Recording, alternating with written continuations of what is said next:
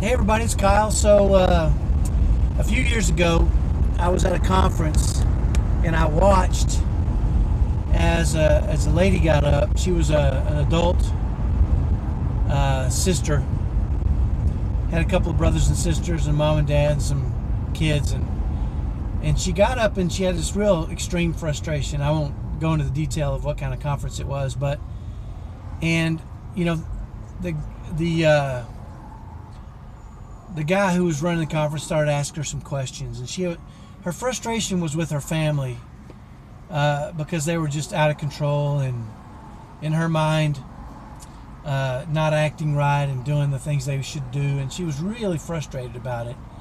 And the more questions that the guy asked of the girl, the more it started to come to light that her expectation was that if she asked them to do something, they should do it, and they should think the same way she did, and they should be on the same path as her.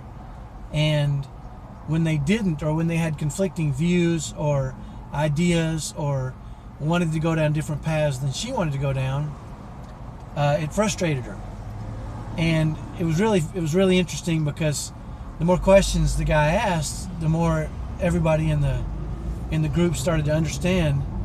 She just wanted everybody to do everything she wanted to do, when she wanted to do it, exactly how she wanted to do it, and that would make her happy. Otherwise, she was going to be frustrated. And, as this all came to light and she started to realize it, it got me to thinking about my family and, working with my kids on the autism spectrum.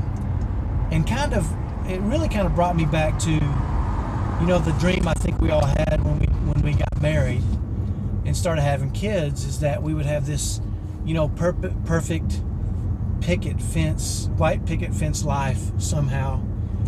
And, us and our spouses would always get along and treat each other kindly, and our kids would be obedient and loving and kind. And really, it reminded me of this girl who thought everybody should do everything she said, when she said it, exactly how she said it, and not have any opinions of their own for her to be happy. That was what was required. And, at the time, it was even prior to me having really understanding what the autism spectrum was. And what me and my wife did was, really, we had two sons at the time, is kind of start rewriting our plan of happiness, our white picket fence plan. Because that really doesn't exist. That's not a reality. I mean, even if you don't have kids on the spectrum, there are going to be difficulties. Your life is not going to be this, this just rosy stream of love and kindness and happiness until you die. That's not what any of us get.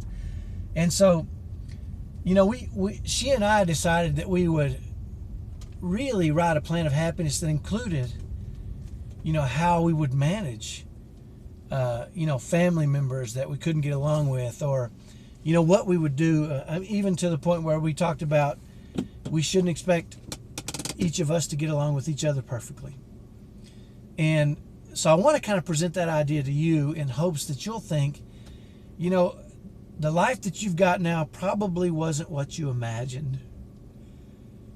And to have these expectations that are unrealistic is a bad expectation, and you're always going to be frustrated if you somehow believe that your spouse should always do everything you say, when you say, exactly how you say, and your kids, even your typical kids, should always do what you say, how you say it, and when you say it, exactly the way you said it, and understand completely and totally everything you say.